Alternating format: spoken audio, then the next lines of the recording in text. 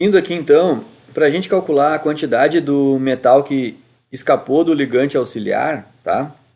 A gente faz aquele cálculo que a gente aprendeu, que é o alfa, né? Ó, só que agora eu vou escrever o alfa do metal, ou seja, a quantidade do metal, tá? O do analito, pensa que o metal é o analito. Quantidade do metal que escapou do ligante auxiliar. Para isso, basta a gente fazer aquele cálculozinho que a gente sempre faz.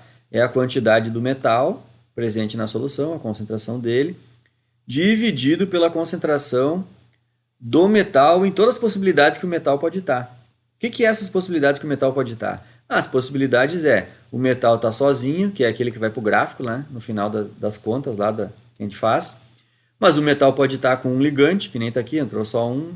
Pode ter um metal que entrou dois ligantes. E aí depende do número de coordenação dele. Tipo, se nós estivéssemos falando aqui, que nós estivéssemos falando do cobre com amônia, esse exemplo aqui vinha mais duas linhas, né? Ia ter o cobre sozinho, o cobre com uma amônia, o cobre com duas amônia, o cobre com três amônia e o cobre com quatro amônia. Somando todas essas possibilidades de encontrar o cobre, isso é a parte do divisor aqui. Então seria quantidade de cobre sozinho dividido por todas as possibilidades de encontrar o cobre. E isso é que ia nos dar o alfa.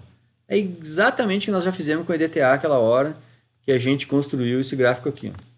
Exatamente esse mesmo discurso aí. É feito ali também. Só que agora para descobrir quanto do metal é que está livre, tá? Aquela hora nós demos o enfoque era a espécie do DTA para reagir. Agora é a quantidade do metal que está livre, escapou das amônia lá, né? E aí então para fazer esse cálculo aqui, a lógica a gente vai fazer exatamente a mesma que a gente fez aquela hora do DTA. Lembrem que acho que eu vou voltar, cara. Para ficar bem explicadinho, eu vou voltar aqui. Lembrem que a gente fez isso aqui, ó. Vou voltar aqui, ó. Lembrem que a gente fez isso aqui, ó. A gente escreve a espécie que a gente quer, seria equivalente ao metal, né? Era a espécie de DTA. E embaixo todas as possibilidades da espécie de DTA. Pois é. Então aquilo a gente fez lá embaixo. E depois vocês lembram que cada espécie dela eu escrevi em função da de cima. E aí fui tirando as substituições dos equilíbrios ali, de cima. Pois é. É exatamente isso que eu fiz nesse slide aí. O slide número 5. É exatamente essa lógica aí a gente está fazendo aqui no slide 16. Né? Como as possibilidades de encontrar o metal são essas, né? E assim segue a sequência, depende do número de coordenação, a gente vai sempre escrever as concentrações do metal sempre tirando das equações lá de cima. Então, por exemplo, para mim escrever essa incógnita aqui, ó, metal com um ligante. Eu não sei, eu tenho duas incógnitas aqui. Não, mas eu vou escrever em função dessa. Aí eu volto lá e vejo, mas metal com ligante é, é o beta 1 vezes o M vezes o L. Aí eu troco, eu boto beta 1 vezes o M vezes o L. Aí essa aqui, mas eu vou olhar, eu vou escrever em função aqui, ó. Vai ser o beta 2 vezes o M vezes o L. Então tá aqui, ó, beta 2 vezes o M vezes o L, entenderam? Então é bem barbado escrever isso aí. E aí, se a gente começa a fazer essa lógica aí, a gente vai perceber que a gente tem o M em todas as. Como é que a gente chama? Em todas as partes aqui do cálculo, ó, né? Em todos os membros do cálculo. Em todos os membros eu tenho um número igual, que é o M. Então eu posso colocar em evidência.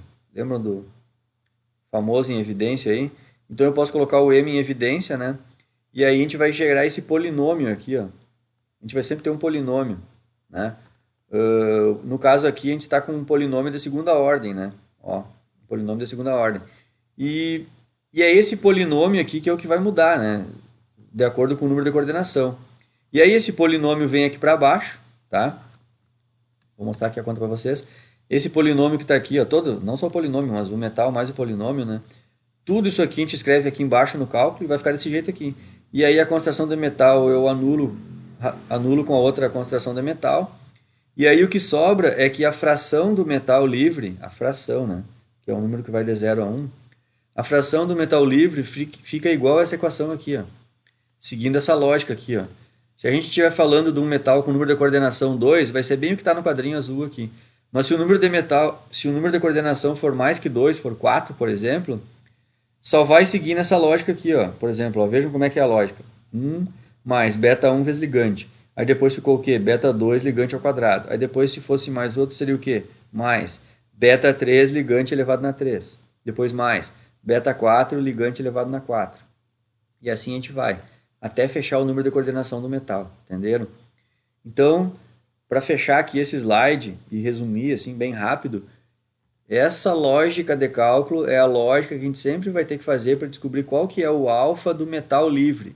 Livre de ter escapado do complexante auxiliar. Entenderam? O complexante auxiliar é aquele ligante que a gente joga lá no Erlenmeyer antes de iniciar a titulação. Que é para que a gente joga ele? Para proteger o metal dos hidróxidos que estão na solução, para evitar que o metal forme hidróxido pouco solúvel, precipite e acabe com a nossa análise. Então é esse ligante aqui que é jogado no início da titulação, tá? E aí também, recapitulando que esse ligante, a maioria das vezes a gente usa amônia, porque aí a amônia já alcaliniza a solução, entendeu? Tu já mata 2 coelhos numa paulada só aqui. Por isso que a amônia é bastante usada. Aí tu vai usar um outro ligante aqui, depois tu vai ter que alcalinizar também, né? E aí a gente não pode alcalinizar com base forte, tem que ser com solução tampão, né? Aí as soluções tampão sempre são feitas com base fraca, e a base fraca universal aí da química é a amônia, né? Tu quer botar uma base maluca lá, uma molécula complicada, então não. Então a amônia aqui, além de ser uma basezinha fraca e universal, ela é ligante também, então por isso que ela é coringa aqui, é usada direto, né? Bom, acho que fui claro, né? Eu tento explicar bem explicadinho, mas qualquer coisa eu posso explicar de outro jeito, né? Aí a gente tira a dúvida depois. Bom, deixa eu ir adiante aqui então, posso ir adiante, que agora eu vou mostrar para vocês que aquela constante de formação condicional que a gente fazia, que tinha aquele símbolo K apóstrofo F, ela considerava isso aqui, ó. A gente pegava a constante de formação do livro e multiplicava pelo o alfa, né? A fração da quantidade de DTA disponível para reagir. Só que agora a gente tem que lembrar que, além da quantidade, a gente tem que lembrar que nem todo o EDTA está disponível para reagir, então é por isso que a gente fez isso aqui no cálculo. E outra, nem todo o metal está livre ali, disponível para reagir com o EDTA, porque tem uma parte dele que está reagindo com o... Tem uma parte dele que também está reagindo com o complexante auxiliar. Mas assim, ó, não confundam o seguinte, ó. Não é que o complexante auxiliar ele dá lugar para o EDTA, tá? O EDTA chega ali, arranca o complexante auxiliar e entra no lugar dele. Só que o EDTA só começa a fazer isso quando teoricamente praticamente não tem mais metal livre na solução, né?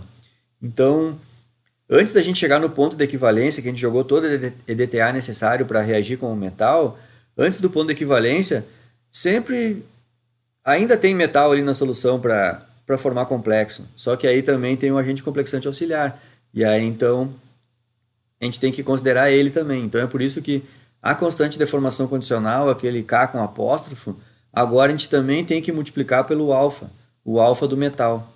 E aí então, para o químico não se confundir, aí os químicos inventaram botar outro apóstrofo. Então quando vocês enxergarem 2 apóstrofos assim, isso aqui na verdade é a constante de formação condicional, mas que também está considerando o agente complexante auxiliar. É maluco, né? Mas é isso aí, eu falei bem devagar, bem certinho. É isso aí. Inclusive eu gosto de dizer que eu já não sei se eu li isso aí ou é coisa da minha cabeça, mas eu gosto de chamar essa constante aqui de constante de formação condicional, que já considerou isso aqui, e eu digo ajustada. Eu não sei se eu li isso em algum livro, não sei, ou eu inventei essa palavra. Agora eu já não tenho dúvida. Só para mim mesmo não me atrapalhar, sabe? Então até quando eu dou aula eu começo a falar essas coisas. E aí então é isso, eu vou começar a chamar ela assim, porque eu já sempre chamo ela assim. Constante de formação condicional, que é aquela que a gente já estudou, ó, tá aqui. Constante de formação condicional, um apóstrofo. E aí essa aqui agora que eu estou ensinando para vocês, eu chamo ela de constante de formação condicional ajustada.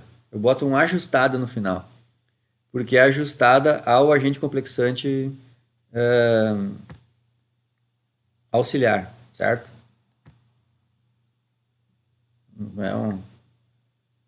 É uma trabalheirinha, né, de cálculo aqui. Mas vocês vão ver que isso aqui a gente faz só uma vez ali, então não tem tanto estresse assim. Então vamos lá, agora vamos para um exemplo, tá? Então agora a gente vai fazer uma titulação teórica em que use um agente complexante auxiliar. E essa titulação teórica vai ser essa aqui, ó, desse desenho aqui, ó. Ali está descrito, mas vamos no desenho que eu já botei todas as informações no desenho. O reagente titulante é o EDTA, a concentração dele é essa aqui, 1 vezes 10 na menos 3, tá? Isso aqui dá 0,001 molar. Aqui o nosso analito é o zinco, 2+. A concentração do zinco também está aqui, ó, 1 vezes 10 na menos 3, tá? 0,001 molar. Foi adicionado a amônia, vejam que se adicionou em excesso, né? A gente tem 100 vezes mais a concentração de zinco de amônia aqui. Então é um excesso de amônia em relação ao zinco, tá? 0,1 molar de zinco. 0,1 molar de amônia, que é o agente de complexante auxiliar. Então vejam que ele já está aqui no Erlenmeyer antes de tu iniciar a titulação. Percebam isso. E o volume da amostra titulada aqui do Erlenmeyer é 50 ml. Tá? Bom, o primeiro cálculo que a gente faz é o cálculo para se chegar no ponto de equivalência. Aqui não muda nada. A estequiometria de DTA com os metais é sempre 1:1, então isso facilita a vida da gente. A concentração do analito é 1 vezes 10 na menos 3, foi dado aqui. Volume do analito, né, que ele está na amostra, é 50 ml. A concentração do EDTA é 1 vezes 10 na menos 3 e o volume que eu vou gastar dele é minha incógnita. Faço o cálculo aqui e vai dar 50 ml. Então essa titulação aqui ela vai chegar no ponto de equivalência quando eu gastar 50 ml de titulante. Então está igual às outras, né? Então a gente pode ir adiante aqui. E agora a gente vai ter o seguinte. Sempre a gente vai ter que fazer esse trabalhinho aqui. Aqui está grande, vocês vão olhar assim, nossa, vou ter que fazer tudo isso aí. Não, eu estou mostrando a dedução do troço aqui. Ó. Na prática, vocês vão só grudar a ficha nessa equação que está destacada em azul aqui, tá? Mas eu estou mostrando para vocês aqui já bem na... Eu escolhi para pegar a parte prática e mostrar para vocês, tá? Então, assim, ó, o analito aqui é o zinco. Se a gente voltar lá na planilha do Harris, vocês vão achar o zinco, está aqui o zinco, ó. Vejam que o zinco... Entram 4 amônias no zinco. O número de coordenação do zinco é 4. Então, ó, entra uma, entra outra, entra a terceira e entra a quarta. Viram ali? Então, aqui eu já fiz bem direitinho. Ó. É o zinco que entra uma amônia e a constante de formação disso é essa aqui. Então, a gente vai ter um valor de beta 1, tá? Está aqui a constante de formação disso. O zinco, quando entra 2 amônias, a gente tem o beta 2. Quando entra o zinco, quando entra 3 amônios, a gente tem o beta 3. Quando entra 4, a gente tem o beta 4. Os valores de beta estão todos lá no Harris. Lá. Só que lá no Harris ele deu o log do beta, né? Mas a gente tem que fazer o quê? Tem que fazer 10 elevado naquele número. Se tu tem o log do beta e esse valor numérico aqui, para ti ter o beta é só fazer o 10 elevado nesse número aqui. Ó, tá? Deixa eu... Me perdi aqui, tá aqui. Tá, então é isso. Bom... Aqui eu até já estou mostrando, aqui eu me lembrei que isso aqui já está no material. Ó. Se os valores esses valores 2,18, 4,43, 6,74 e 8,7 é os valores que estão aqui, ó, 2,18, 4,43, 6,74 e 8,7 é os valores do Harris.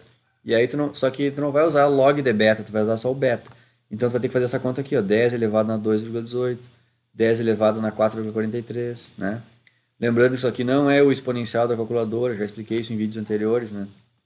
Então quem vem embalado no estudo já está com isso na cabeça também. Então é só fazer o 10 elevado nesse número e assim vai, tá? E aí fazendo essa lógica aqui, a gente vai chegar nessa equação aqui. Ó. Então, na prática, vocês vão ter que fazer é colocar essa equação aqui e mandar fazer os cálculos. E o cálculo é bem simples. É só colocar as coisas no seu devido lugar, isso aqui é o número 1, número 1. Esses beta aqui, a gente acabou de fazer o cálculo aqui em cima, coloca os valores ali. E aqui vai ser a concentração do ligante. Quem que é esse ligante que nós estamos falando? A amônia. Então é só voltar no enunciado do exercício e ver que a concentração da amônia era 0,1 molar, entendeu? Então é só fazer ali, ó, colocar os beta nos seus devidos lugares, concentração da amônia, e está aqui o alfa do metal, certo? Está destacado em verde aqui que a gente acabou de calcular o alfa do metal, ou seja, o quanto de zinco escapou da amônia. Esse aqui é o zinco livre, está escrito assim, ó. Então isso aqui é a quantidadezinha de zinco que escapou da amônia, tá? Então vou fechar esse vídeo aqui e sigo no próximo.